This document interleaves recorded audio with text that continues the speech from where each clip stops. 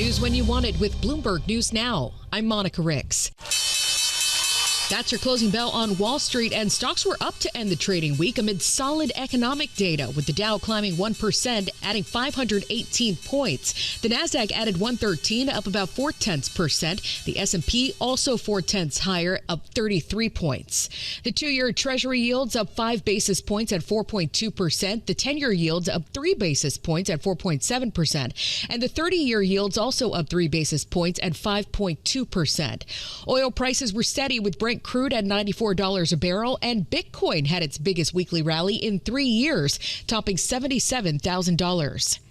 The Supreme Court has decided to allow the White House to continue construction on President Trump's $400 million ballroom project, at least for now. Bloomberg legal analyst June Grosso explains. It takes 5 justices to issue a stay, so that will be coming up, and I anticipate that the Chief Justice wouldn't have issued this if he didn't think that they were going to let the ballroom go ahead. I mean, there have been 2 times I can think of in big cases where they've stopped President Trump. So this shouldn't be a surprise, really. Legal analyst June Grosso on Bloomberg Business Week Daily. Lower courts had ordered for work to stop on the White House ballroom since it didn't have congressional approval. But the Trump administration argues the president has total authority to renovate the White House, and the ballroom project must be complete due to national security concerns.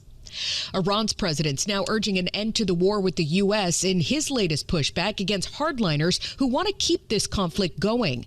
But former U.S. National Security Advisor John Bolton says peace talks may be President Trump's best bet. The problem we're in now is the president didn't think through what his objectives were, didn't take adequate steps. He's been on again, off again.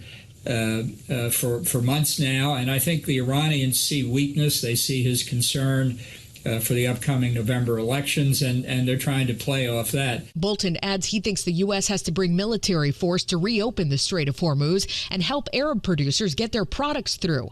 But the U.S. has actually teased more economic pressure against Iran, with Treasury Secretary Scott Bessent expected to announce details on Monday. We get more on that from Bloomberg's David Gura. Look, this is a country, Iran, that's been under sanctions for a very long time. No shortage of sanctions. Our colleagues Rebecca Wasser and others have done very detailed analysis just of sort of how constricted Iran has been here. Unclear what more he could do, and I think that the ones that are the biggest pain points, chiefly targeting China, stand to be very difficult at this moment in time. Of course, we're looking at that meeting in September of President Xi coming to Washington to meet with President Trump. Bloomberg's David Gura reporting China has issued so-called blocking orders in the past to essentially ignore U.S. sanctions, which is also raising questions on what compliance could look like.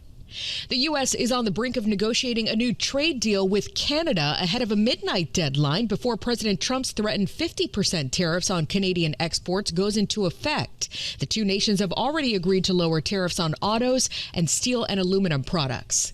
And relief is coming for ground beef imports. President Trump announcing this morning the U.S. will now allow up to 300,000 metric tons of ground beef to be imported over the next 90 days to be sold at 25% below current market prices.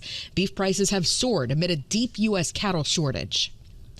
The Trump administration's dismissed a dozen senior staff from mortgage giant Fannie Mae this week.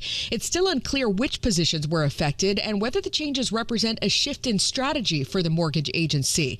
But officials say the positions were mostly cut due to AI. SpaceX is hiring a trader to build and lead a natural gas trading team to support the spaceflight company's growing fuel and power needs, especially for its massive Starship rocket.